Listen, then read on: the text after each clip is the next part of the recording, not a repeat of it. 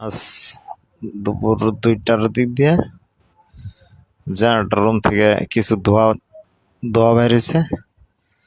মনে হয়েছিল যে আগুন লাগছে, পরে দেখা যায় আগুন লাগে না, জেনারেটরের ম্যানেজমেন্ট বলতেছে জেনারেটরের ধোয়া। পরে আর শ্রমিকরা ভিতরে ঢুকে নাই আতঙ্কের কারণে, পরে ছুটি ঘোষণা করছে ফ্যাক্টরি। আসলে এইভাবে চলে না। হুট করে লাঞ্চে খাওয়া দাওয়ার পর এই সূত্রপাত।